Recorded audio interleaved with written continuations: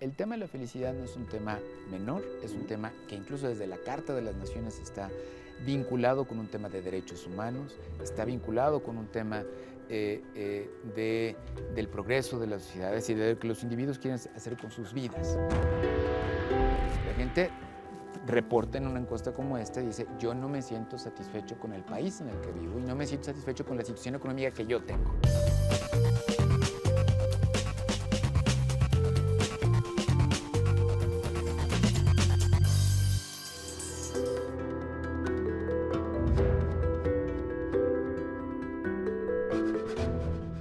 Si repasamos los últimos años de nuestra tribulada historia nacional, podemos ver que México ha transitado por un periodo, por lo menos, de gran incertidumbre.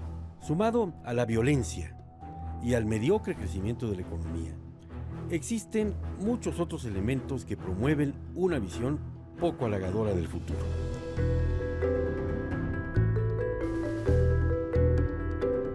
Sin embargo, al salir y preguntarle a los mexicanos acerca de su percepción de la realidad, resulta sorprendente encontrar que para un alto porcentaje de compatriotas, la vida se presenta de manera muy distinta a la coyuntura negativa que todos conocemos.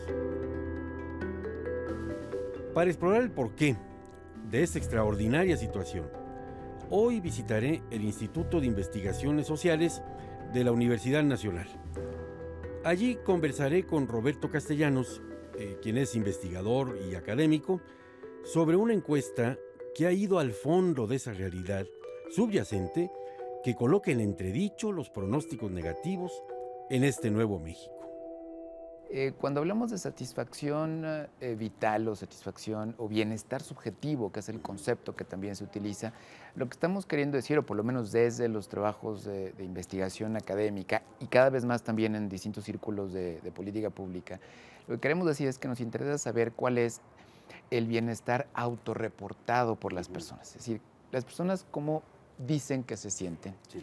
En lugar la lógica viene de la idea de que en lugar de que se defina cómo están las personas a partir de otras variables, y que o sean otros científicos, otras personas que digan, por ejemplo, si tu ingreso es de a partir superior a esta línea, entonces ya tienes un bienestar o situación X, es preguntar a las personas. No invalida esa otra manera de definir o de concebir el bienestar, Claro. pero sí lo complementa, es preguntar a las personas cómo se sienten. Y básicamente en eso consiste, es el bienestar autorreportado. Hablar de la felicidad siempre es complicado. Y habría que preguntarnos por dónde comenzar. Durante muchos años, la felicidad ha intentado explicarse a través de una gama amplia de variables externas, ya sea el ingreso económico de una persona, su nivel educativo o los objetos que posee en su hogar. Lo interesante de esta nueva encuesta nacional es que por primera vez ofrece un enfoque integral sobre la felicidad de las personas que toma en cuenta un gran número de variables para analizar este complicado fenómeno. De los distintos dominios, Roberto, de eso hablábamos, porque fíjate que si alguien se pone a estudiar, por ejemplo, un sociólogo, ¿no?, que diga, yo quiero hacer un análisis de cómo se siente el mexicano en este momento, ¿no?, y tengo unas variables objetivas, ¿no?, que me van a redituar un resultado fáctico. Le voy a preguntar a la gente lo que tú mencionabas, ¿no? En qué nivel de ingresos está, cuántos hijos tiene, Claro. si va al cine, etcétera, etcétera. Y a lo mejor yo llego a la conclusión de que esa persona es infeliz. O mejor dicho, tiene que ser infeliz si gana poco, si no tiene expectativas de empleo, etcétera, etcétera. Sin embargo, por lo que tú me estás diciendo, la gente en los distintos dominios, y comenzando por la familia, muestra un grado de satisfacción del 1 al 10, cercano al 10, ¿verdad? En efecto, el promedio nacional, y ese no lo mencioné antes, pero el promedio nacional que nosotros obtenemos es, insisto, en la escala que va del 1 al 10, es de 8.5. Los mexicanos muestran a nivel agregado, pero es representativo de todo el país, un alto nivel de satisfacción con la vida. Y el nivel de felicidad, que es el otro concepto que medimos, también es bastante alto, anda exactamente por lo mismo. Pero también es posible que nosotros segmentemos por distintos rangos. Entonces sabemos, por ejemplo, que sí hay un segmento nada despreciable, de aproximadamente 15-17% de la población que se reporta o completamente infeliz o completamente insatisfecha con su vida. 15% más o menos. Entre 15 y 17% aproximadamente, que tiene esos niveles de insatisfacción y de felicidad. La verdad es que no es nada despreciable, no es poca cosa. En este tipo de estudios, y eso hay que decirlo, nos solemos concentrar, en general, cuando nosotros los leemos en los periódicos o escuchamos en la radio, en medios de comunicación, concentrar en los datos altos, ¿no? En los datos de, wow, somos súper felices, ¿no? México está en los primeros lugares. Pero también este tipo de estudios nos ayudan a identificar esos segmentos de población que están teniendo dificultades para reportar esos niveles de bienestar que otros ámbitos de la población o sectores sí mencionan. Entonces, eso también es importante. Pero, en cualquier caso, el promedio es bastante alto. Algo debemos reconocer de esta encuesta nacional, y eso es que representa uno de los pocos estudios donde se han tomado el tiempo para ir y platicar con las personas sobre sus experiencias cotidianas.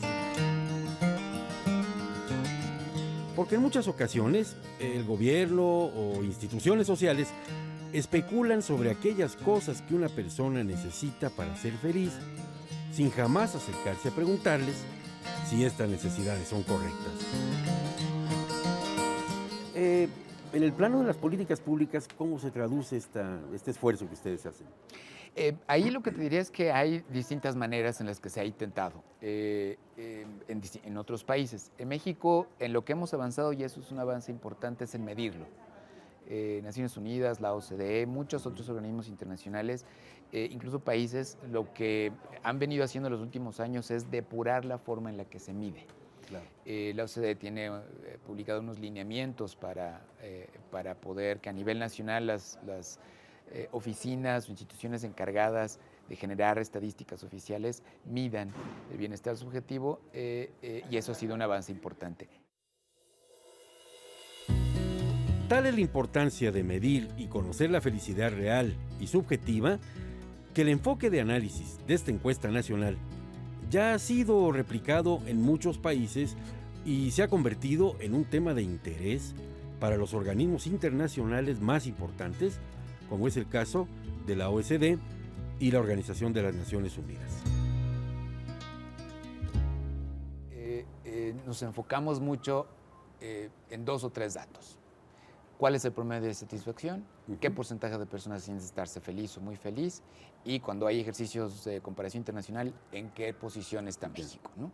Pero cuando uno se mete más profundamente a estos estudios, estas encuestas, uno se da cuenta, se percata de que hay matices importantes que nos van haciendo que tomemos con más detenimiento esos 3 datos anteriores, ¿no? Entonces, es un poco lo que nos parece importante, que vayamos poco a poco informando, que vayamos poco a poco alimentando la discusión sobre estos temas, ¿no? No es solamente decir que 80% de los mexicanos se reportan o satisfechos o muy satisfechos con su vida, sino decir que hay un 15, un 17% que dice que no está nada satisfecho con su vida. Uno pensaría, no hombre, tendrían que ser muchos más, probablemente, pero también vemos que los temas públicos no necesariamente son los que más le parecen importar o los que determinan los niveles de satisfacción de las personas. Sí, que un hombre puede en un momento dado decir ditirambos, decir cosas espantosas sobre el gobierno, sobre la situación económica del país, y que sin embargo él en su vida, en su familia, en su trabajo, se siente satisfecho y feliz. Así es. Oye, Roberto, pues no sabes cuánto te lo agradezco, qué interesante es esto, y ojalá que pues el seminario siga teniendo este tipo de frutos para lograr hacer un perfil de este ámbito yo digo tan importante y no tan atendido como tú decías, ¿no? Es una parte de la vida, pues el sentimiento de felicidad y satisfacción. No podemos nada más estar metidos en variables que se manejan de bancarias o de ingresos o etcétera, ¿no? Sobre todo para quienes estudian, hacen investigaciones sociales, ¿no? Y me da mucho gusto haberlo hecho aquí, en el Instituto de Investigaciones Sociales. Siempre es bueno y reconfortante volver al alma mater, estar en la Universidad Nacional con gente estudiosa de primer nivel como ustedes. Te lo agradezco mucho, Roberto. Gabriel, te agradezco muchísimo la invitación, al contrario. A pesar de todos los problemas que puedan existir en este nuevo México, Los resultados de la Encuesta Nacional de Satisfacción Subjetiva nos muestran a una sociedad mexicana que está satisfecha con su vida y sus circunstancias, así como usted lo oye. Y aun cuando queda mucho por mejorar en nuestro país, y también mucho por investigar acerca de la felicidad, por lo menos tenemos a este tipo de estudios que sirven como piedra angular para comenzar a entender una realidad tan compleja.